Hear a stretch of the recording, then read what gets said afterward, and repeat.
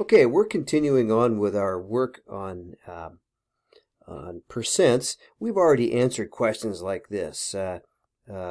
Please find 16% of 430. And we had a couple methods we used for doing that. One was writing proportions based on kind of a diagram we made.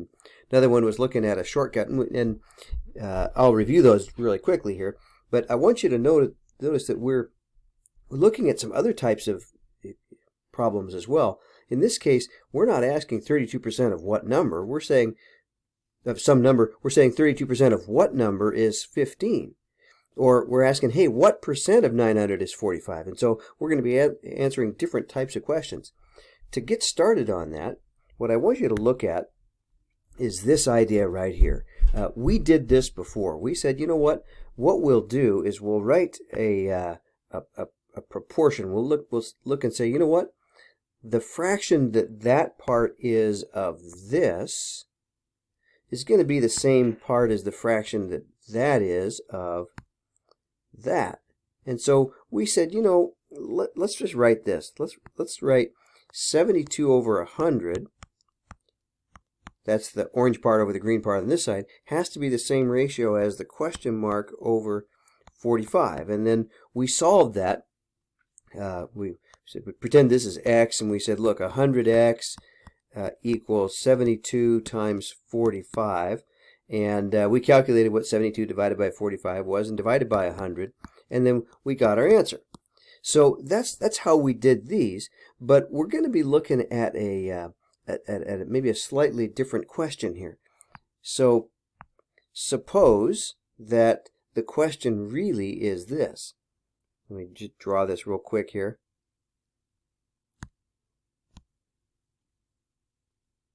Let's say that I knew that this was 72%. Of course, here's 100% and 0%. And the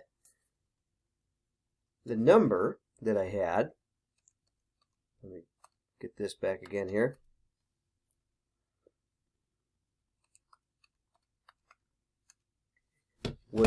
This answer was 32.2. No, 0.4. Okay. Suppose then that the new question was this. I know what this is, but I don't know how much that is. In other words, I'm asking 72% of something is 32.4. What is it? Okay. So what we're going to do is answer questions like that. And to start out with, let's just use the same method we used when we were writing proportions and solving them. So let's do a new problem here. Not that one. Okay. Let's say that now I know that 32% of something is 28.8, but I don't know what that something is. So what I can do is the same thing with the ratios. I can say, look, the fraction that is of this is going to have to be the same as the fraction that is of that. Okay? So let's just write up that ratio. We know that 32 over 100 is the same thing as 28.8 over what we don't know. Okay, well, we can solve that. Let's just get rid of the what we don't know and put an x there. And say, look, 32x equals 100 times 28.8. So do the math there. 100 times 28.8 is going to be 2880. The 100 just moves the decimal place 2 spaces. To solve for x, divide by 32. And now all I have to do is figure out what's 2880 divided by 32. So grab 2880, divide it by 32, calculator there, you get 90. So now we know that that's 90, and what that means is 32% of 90 was 28.8. We just didn't know the 90. So let's look at another kind of question here. In this case, now I don't know what percent it is, but I can say, look, question mark over 100 has to be equal to 46.2 over 330.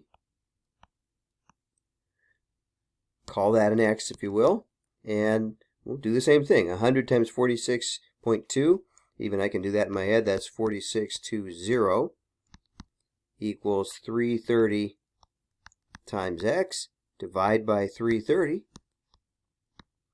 and you got your number. So we type that on a calculator, 4620 divided by 330, and I get 14. Okay, so now I know that that is 14%. Okay, and that makes sense. 14% is pretty small, and 46.2 is pretty small compared to 330. So that seems reasonable. So we're using the same strategy. We're just kind of using it backwards. On this one, we could say, look, 85 over 100 is the same thing as 1105 over our question mark. Let's put an x there, and we'll solve this just like we did before. 100 times 1105, that's going to be 1105 with 2 zeros after it. Yeah, it has to be the same thing as 85x. So we'll type in 110500, divide it by 85, and we get 1300. Okay, so that's working just fine. We've got 1300 right. Oops, shoot. I forgot to scratch that out. It looks like I forgot to ask the question. Okay, so we're using the same strategy. So what happens though is you'll get some question like this: 52% of what is 63. Okay, and you can set it up and say, look, I can make my diagram here with my 52% and 100%, and then we're saying, okay, we don't know what the 52% of what it is. We don't know how much it is, but we do know that the result's 63, so we can write our proportion 52 over 100 equals 63 over question mark, and we can solve for question mark. Well, eventually people kind of get tired of making the proportions if there's a faster way to do it.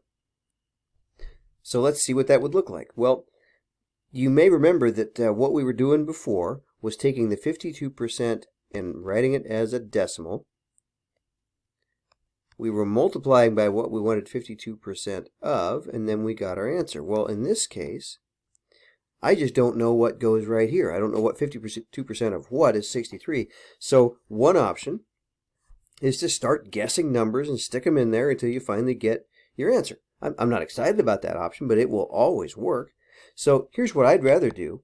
I'd rather say, here, let me get rid of that X and put a times symbol in there, a little dot or something, because we oftentimes use X.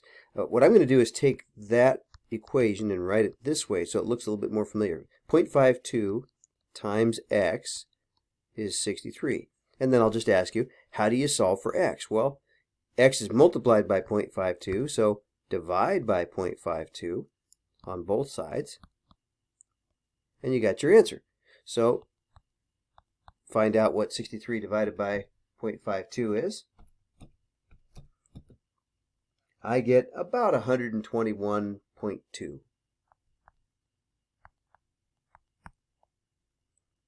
Okay, and stop and think for a bit. 52% is a little bit over half, so 63 is a little bit over half of, okay, 121.2 seems like a reasonable number there. Okay, so when we give you one of these things, like 73% of what is 90, okay, you could write yourself a proportion, or you could say, look, I know, do 0.73 times my unknown number right there, and I get 90, and then you can just solve for the unknown number by dividing off the 0.73.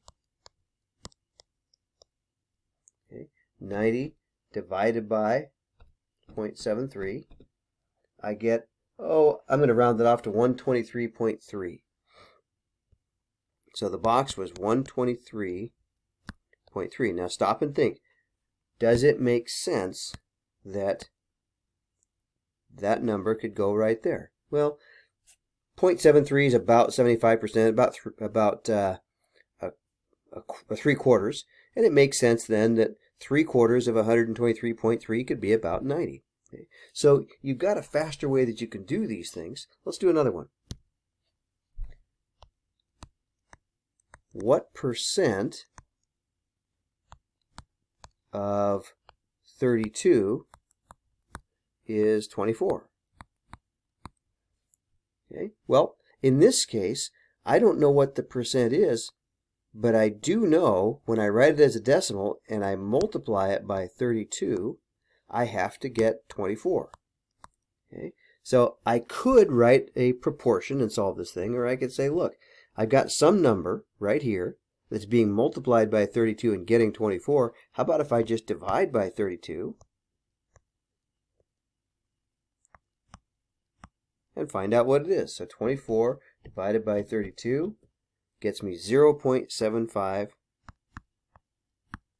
right there. Well, remember, we would have taken this number and written it as a decimal. So this number is the decimal. So since they wanted it as a percent, we got to convert it back to a percent. And you probably remember that to change a decimal back to a percent, you would multiply by 100. Okay, because you got there by dividing by 100. Okay, so if they ask you for a percent, when you get your number, your answer, just change it to a percent by moving the decimal place 2 spaces to the right. Okay, let's do another one. What is, back up. What percent of 430 is 320? Okay, well, let's check it out. I know that whatever this percent was, when I wrote it as a decimal, it would be right here. I multiplied it by 430, and I got 320. So since I got to 320 by multiplying by 430, let's just work backwards and divide by 430. And we'll get what the box is. So 320 divided by 430 is, I get 0.744186 and a bunch of other decimals. But they're going to want me to round my percentage to the nearest tenth or something like that. So I've got it as a decimal here. As a percent, you're going to move the decimal place over 2 spaces. So 74.44, oh, got too many fours. 7.744186. Okay, percent. But they probably want me to round it to the nearest tenth, so we'll just call it 74.4% rounded. Okay, and let's stop and think. 74% is right about 3/4. Is it reasonable to say that 3/4 of 430 is 320? Sure, sounds good. Okay, so we're solving these things using the same method we did before, but sometimes we're solving for something different than finding the percent of some number. And getting the result. We've got the result, and now we're working backwards.